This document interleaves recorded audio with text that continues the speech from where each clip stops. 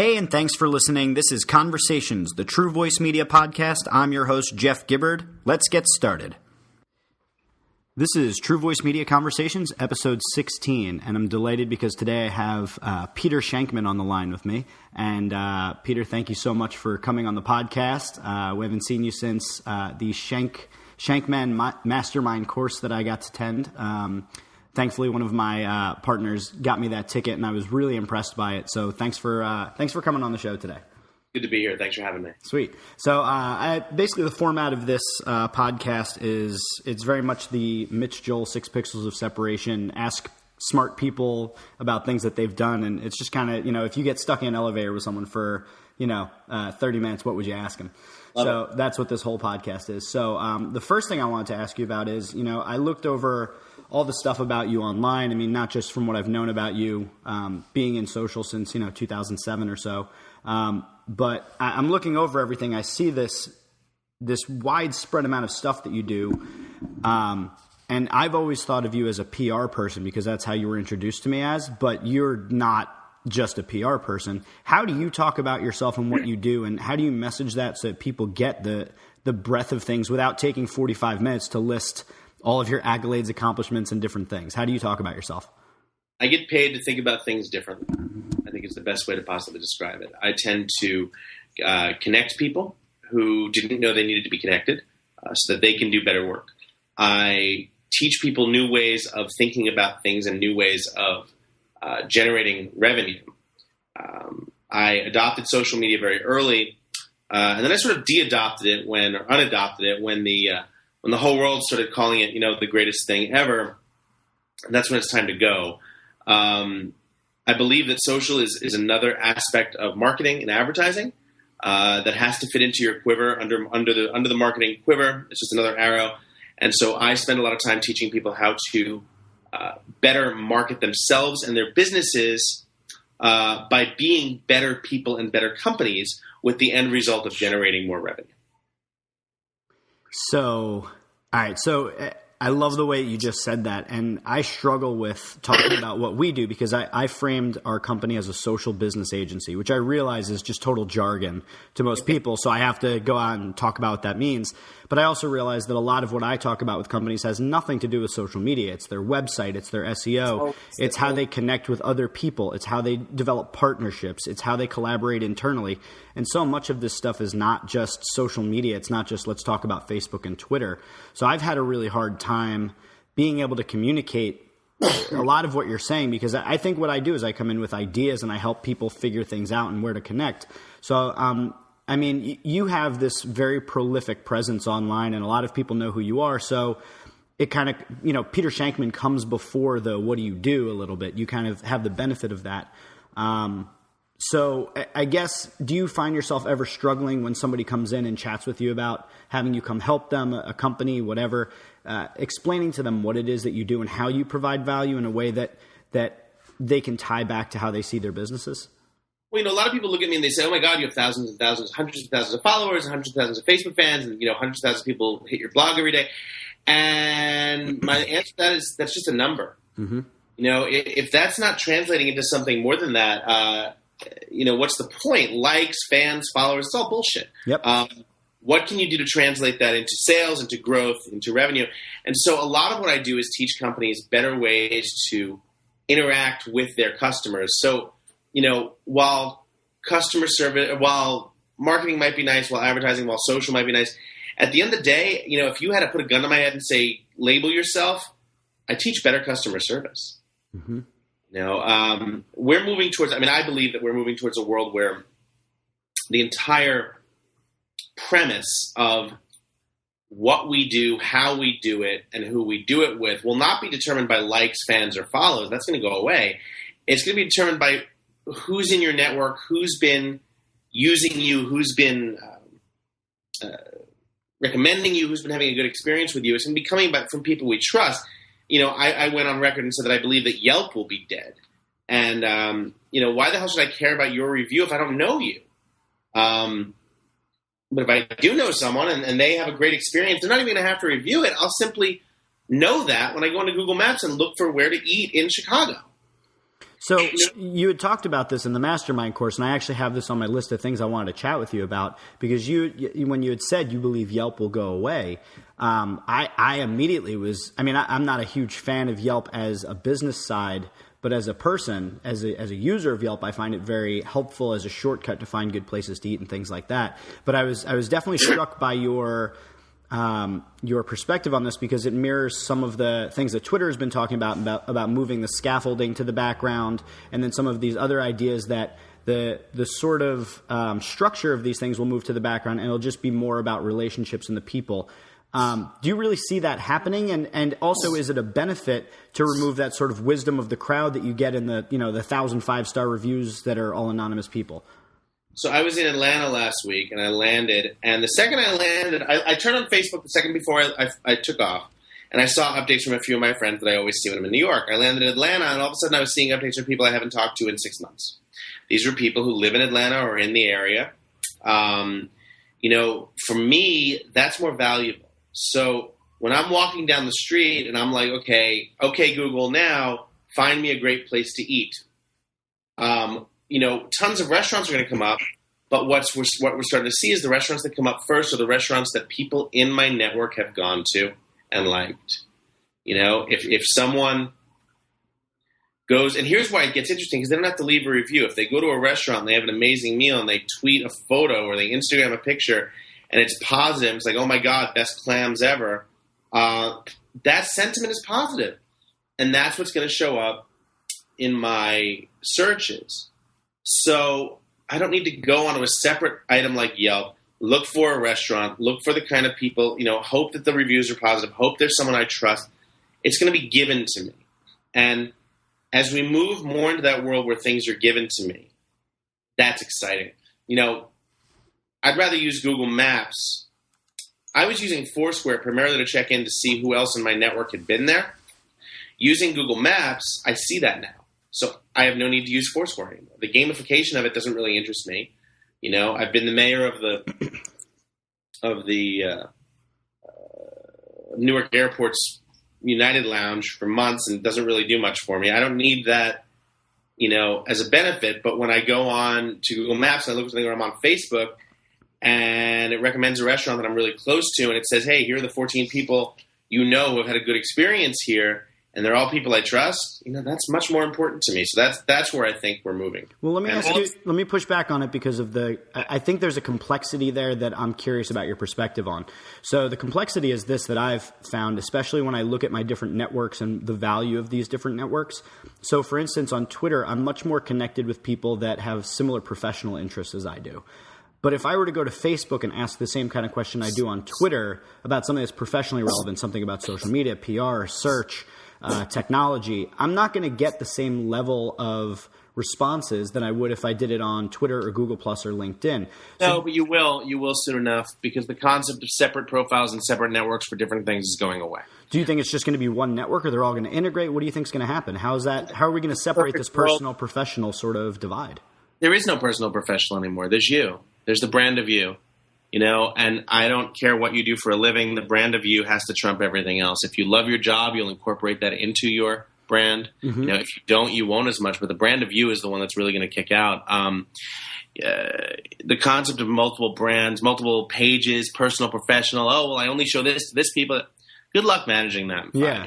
So I agree with that. I think that, trying to separate yourself as a brand is going to be difficult. I think where a question I have is about when you're looking for certain types of information, certain venues or places are going to be more relevant to you. So for instance, if you know that you have certain friends that you trust regarding food, asking for recommendations and seeing them is one thing versus, does anybody know of a good SEO firm? I put that on Facebook. I put that on Twitter. If you say someone regarding a technology for managing social profiles or whatever, that's going to carry a lot more weight. So I think that's what I'm getting at. Is it's not so much how do I manage my own brand or how do my clients manage their brand, but when seeking information, if this stuff moves to the background, how do we separate the sources that have credibility in one area or another? We will know who those are. I look at it like this. If I'm on Facebook and I post something, and if I post something on Twitter,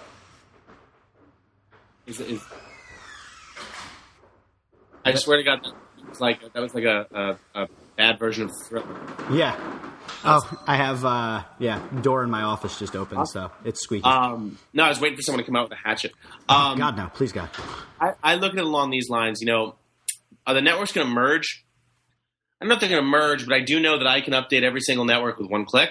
And I think that over time, it's going to be easier to do that, and you're going to see benefit in doing that in some regard. Are there still separations right now? There are, but I don't know who's going to. I don't know if it's going to be Facebook or Google that's going to win. It won't be Twitter. Mm-hmm. I hope it's a combination of Facebook and Google, and they call it for Google. But I think that whoever does win, that will be the network, and the sentiment will exist there. And that sentiment is what's going to matter the most. So when I ask a question, I want to know about the best SEO. The people that are going to see that question automatically are going to be people who have worked with the term of SEO before. I'll give an example. I'm an investor. I'm an early investor in a company called Simplist, Simpli.st. And what Simplist does is it lets you go through your networks and look at any term you want. So I can go through my network and say, LinkedIn, Facebook, Twitter, whatever, find me anyone who's talked about Ironman triathlons. And it will pull together a list that I can pull into Excel, or I can pull into a Gmail list, or whatever the case may be, all of which is right there. And the beauty of that is it allows me to use my network the way it should be used. Fast forward that to 5 years from now, when I go into my network and go, okay, just signed up, or I don't have to do it. I sign up for an Ironman, and it's automatically, my feed knows that. And then all of a sudden, I'm just going to start seeing more updates from people who also are involved in Ironman, whether it's Twitter, Facebook, or whatever. That's where the benefit comes. So you're not going to have to ask half the questions we ask right now. They're going to be automatically answered. That's exciting. Yeah, absolutely. How far off do you think we are from all of this stuff happening? I find it exciting, too. At the same time, I also fear the singularity in our robot overlords. But at the same time, I do think it's exciting to have smarter technology that gives us what we need, but in a way that we still maintain a level of control. I have an issue with the Facebook newsfeed. How far off are we? It's also going to be easier as hell than ever. It's going to be easier than ever before to get off the grid. All we have to do is shut off one device. I think that I say 24 to 36 months. I mean, I predicted 2 years ago. A year ago, I said Yelp will be gone in 3 years. We're a year in. And they just announced their quarterly earnings 2 weeks ago. Their stock plummeted like a stone, and they announced hundreds of thousands of FTC violations. Not FTC, FCC? One of the violations from the Better Business Bureaus, things like complaints. Yeah. So, that was nice to see come true. Geographically, Facebook was going to start embracing geography. Now, whenever I sign on and I see people in different cities that I'm in, that's starting to come true. So it's nice when you're right. I've been wrong about other things, but it's, there was a song back in 1999 by a girl that was called "I Am Me," and I thought it was going to be number one hit. Never really made it. But you have. I think we're about 24 to 36 months out from this stuff happening, and it's not. Every time there's been a pushback on Facebook, or I don't want to do this, I don't want to do that. Facebook's just gone ahead and done it. And if the world likes it, it stays there. If the world doesn't like it, it goes away. Remember Google Wave?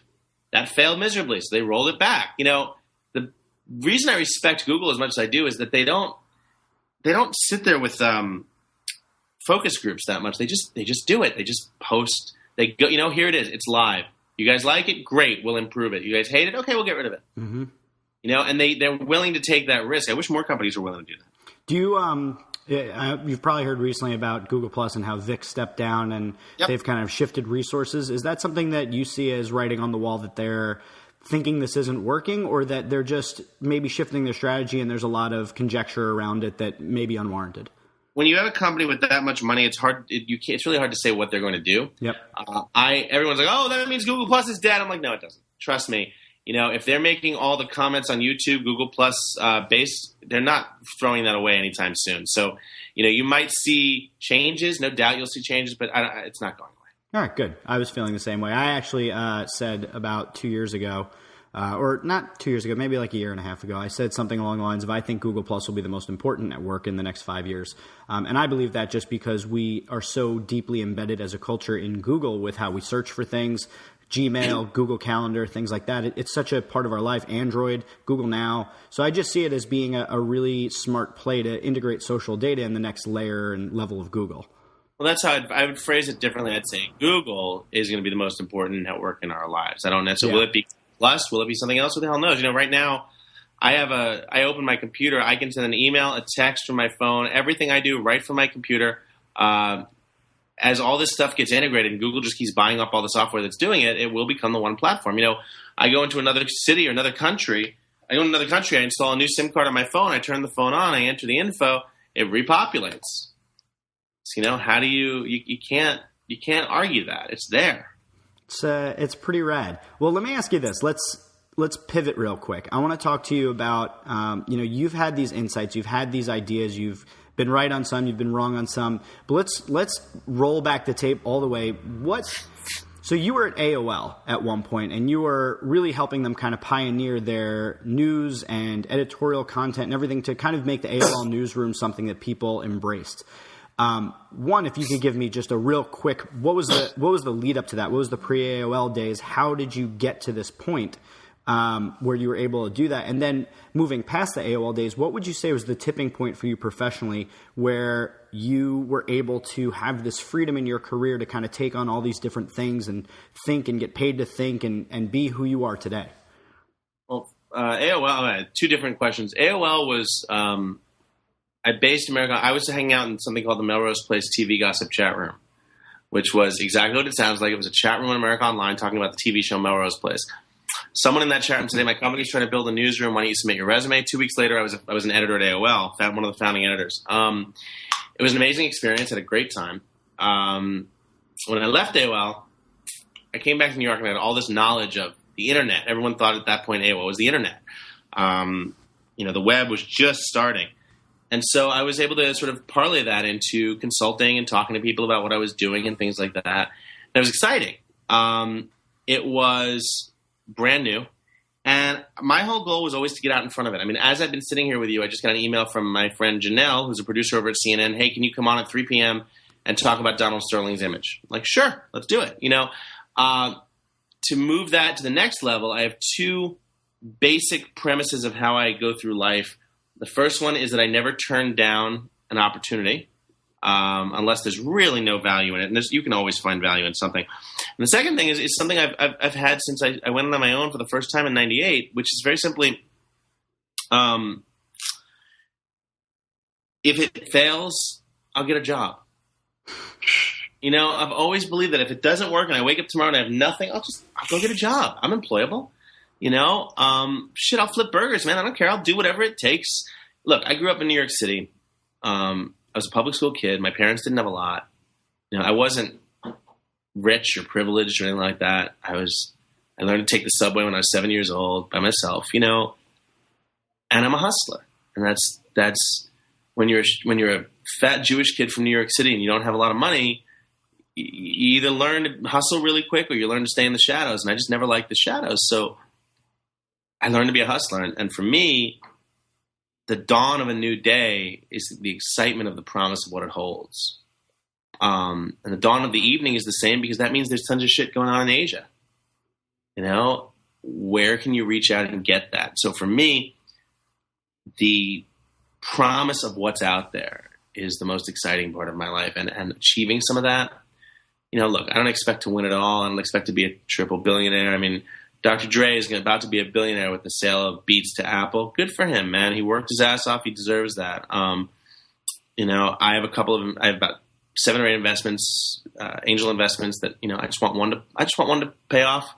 Let one pay off. I'll pay off my mortgage and I'll buy another place. And, I don't need a lot, but at the end of the day, I'm having a field day. I'm having a lot of fun. I have a great wife. I have a great 1-year-old daughter. I'm actually doing this interview from her room because she's taken over the living room.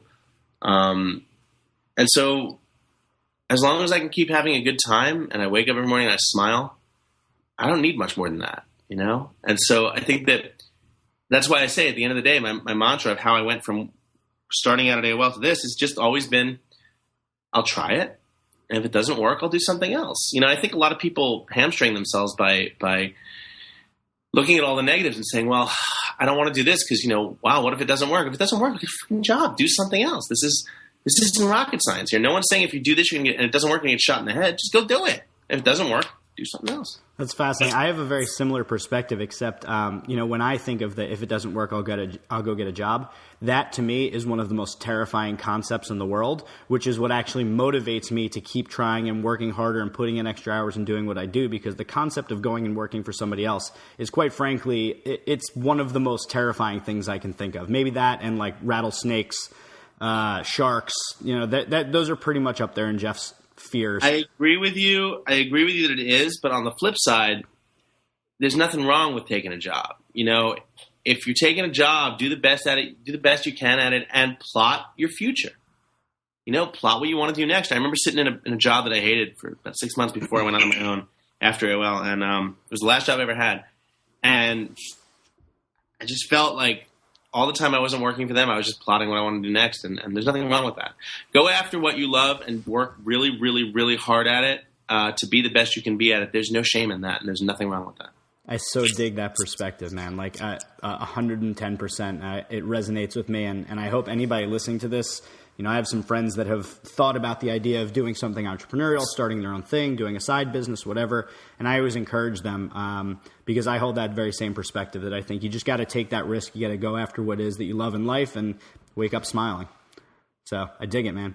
So, regarding, kind of your tipping point and, I get the process, the mindset that you're in there. How much did HAPO play a part in getting you from one level to the next? Did you see that as sort of an accelerator in your career, or is that something that was just part and parcel of the Peter Shankman story, or was it really kind of a tipping point?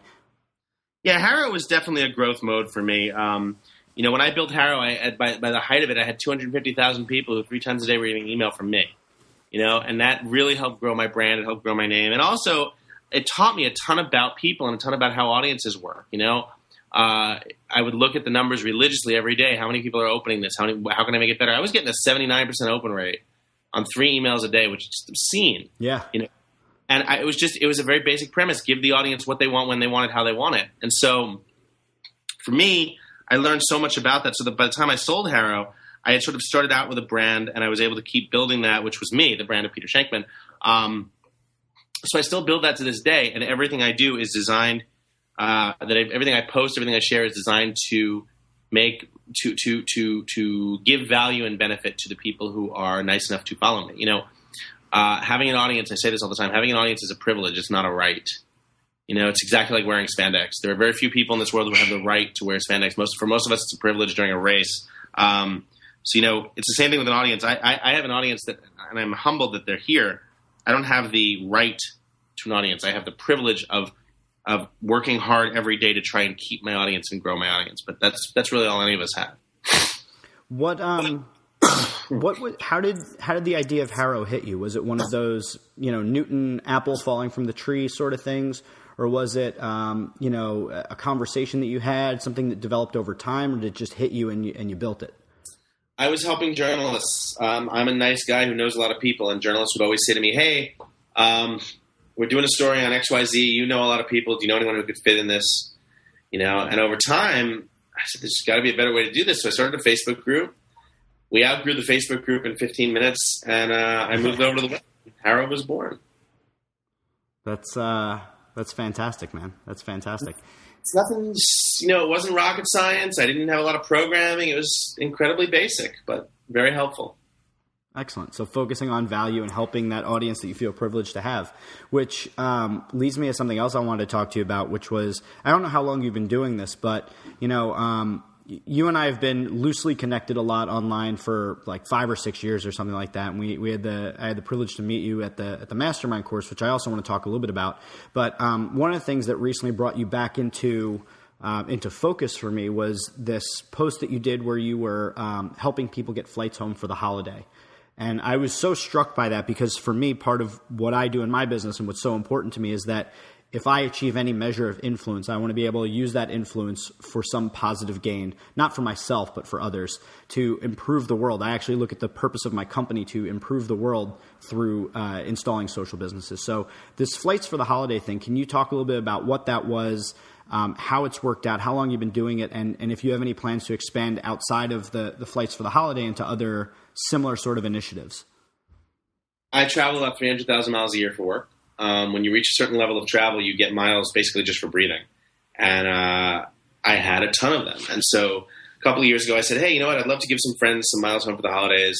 People I don't know. Let me see who I can help out. People who might need, who aren't as fortunate as me. And I think I gave away 8 trips 2 years ago.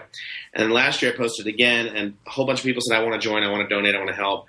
And I think we gave away like 28 flights home. JetBlue donated 10. I mean, it was amazing. And it was this incredible experience to meet all these people who had never, Army people who had no thought of ever being able to get home. All of a sudden we're going home and seeing their family, seeing their grandkid for the first time, whatever it was, seeing their daughter. And it was just this great feeling. And, at the end of the day, I know it's going to sound trite, but we're all on this planet together, and that's pretty much all we have. No one's going to say, screw you, I'm going to another planet. So here's what we got, right? Why not do what you can to help people? It makes you feel really good. There's a benefit in it. I mean, people knew me from it. You reconnected with me. I mean, and it sort of fits in with this book, my last book, Nice Companies Finish First, which is basically that companies that are nice, that actually want to be nice and genuinely nice, actually generate a lot more revenue than companies that are sort of douchebags. So why not be a good person, and help people? I mean, the letters I got back from people who flew home, unbelievable. The amount of emails and phone calls and pictures, and it was awesome, man. I mean, so I want to do it again this year. I'm going to work with Randy Peterson over at Flyer Talk, and we're going to create a donation page and really get a bunch of people in it. So it's going to be good stuff.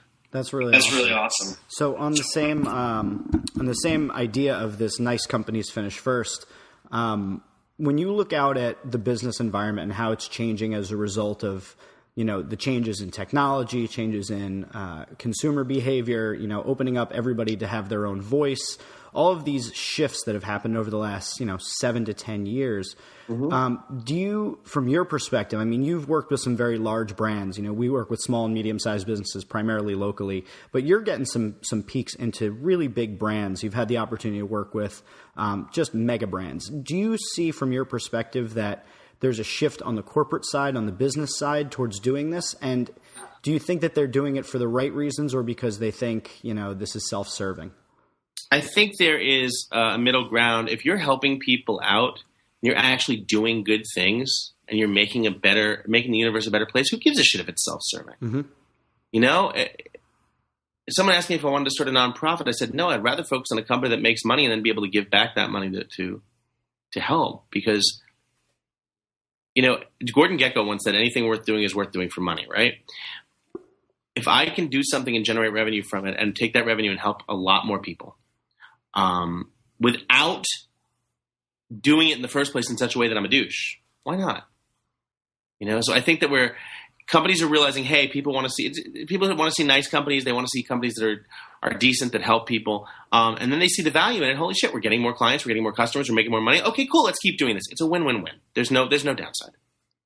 The only downside is when you do it and you don't mean it, people will see through that. Yeah. So it has to be real. It has to be real. So on the flip side of it, do you see that there's and how long do you give the companies that are out there that aren't doing this, that aren't thinking like this, that aren't looking to improve the world in some way, or help their customers, or focus on their best customers, or any of that? How long do you give companies like that? Do you think that we're in a phase where this rapid change of technology and the ability for people to kind of pivot on a dime and take on a new vendor or whatever, do you see that the time is running out for those selfish kind of corporations? Yeah, I mean, there'll always be a place for them, just because, people are hard to change. But over time, that will go away. That's not going to be forever. You're going to see more and more. You're seeing, Target, if you run any sort of arts company right now, Target will just throw money at you. They want to be involved. They want to help make the world a better place.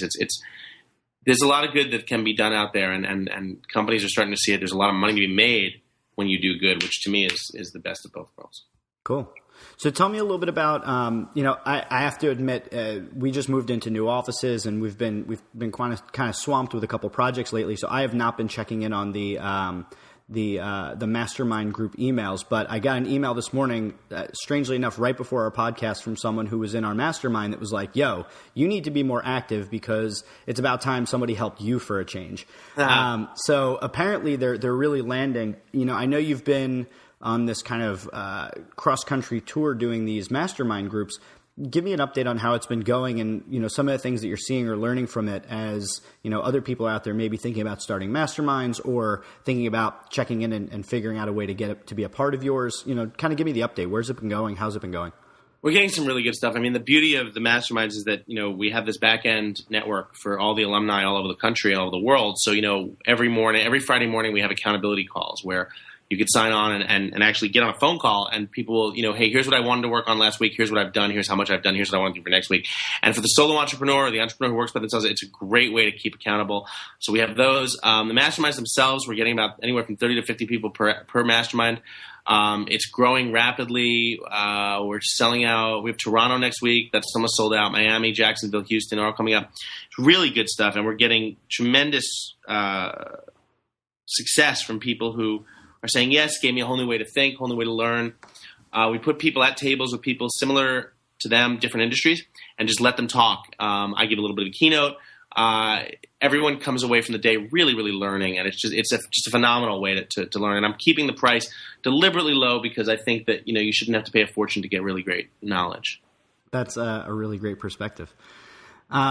So, Peter, before I let you go, wanted to just quickly ask you, as we're moving through the rest of this year, what are some ways that people can connect with you or get involved with some of the things that you're trying to do, either from a social good standpoint or just in ways that they can educate themselves and make themselves better equipped to make their businesses run more effectively or get more customers or provide better customer service? What are some ways that people can follow up with you and see and check in on what you're doing? Well, I write a blog post almost every day at Shankman.com. My whole life is at Shankman.com. That's easy. The mastermind series is at shankminds.com. My personal email that I answer myself is peter@shankman.com, and I always answer that. If I'm ever in your city, you can check out my calendar on my site. If I'm ever in your city, I'll buy the first cup of coffee. Meetme.so/Peter Shankman. You can schedule a meeting with me. I'll always take it. For me, it's really just about connecting in whatever way works best for people and doing a little bit to help make the world a better place. I think that, we sort of owe that to people who we're as my daughter attempts to get into the office. But as we owe that to people to sort of leave the world a little bit better than we found it. And if we can do that and make money at the same time, it's a great way. All right, final point: ADD to ADD. How do you keep up with all of these appointments and things and still able to keep yourself on track with all of the initiatives? You have the writing, the this, that, do you sleep? So that's one. And then two, you'd mentioned the accountability calls. Do you have for yourself any sort of a structure that you use to keep yourself on track? Actually, I totally wasn't listening. I was looking at a squirrel. No, for me, it's very much about, I try to get 8 hours of sleep a night. I don't really go out much anymore, and I don't think you need to. For me, it's having 8 hours of sleep a night really helps. In a great bed, I have a Sleep Number X12 bed that responds to my voice. It is the greatest bed in the history of ever. Oh my God, I love that bed. To be able to get a good night's sleep, wake up refreshed. I wake up super early. I'm usually up around 4:30 in the morning, and that's awesome because you get to really get a jump on the day before anyone else wakes up. I do things that keep me moving, skydiving, running, training, things that keep my adrenaline running and my serotonin up, my dopamine, all those things you need to help you focus. And so for me, that's how I do it. Awesome. Well, Peter, tell people where they can go to be social with you. I mean, we've got shankman.com, but where can people connect with you otherwise? Everything in the world is pretty much at Peter Shankman. Awesome. Peter, thank you so much for being on the show. You were one kick-ass dude, and I'm so glad that we got the chance to do this. Pleasure was mine, Jeff. We'll do it again sometime soon. Cool. Take care, man. Bye. Bye-bye. Thanks again for tuning in. We hope you enjoyed that episode of Conversations. Be sure to go over to iTunes or Stitcher and give us a rating. Tell us what you love about the show, what you hate about the show, and we hope you come back for our next episode. Take care.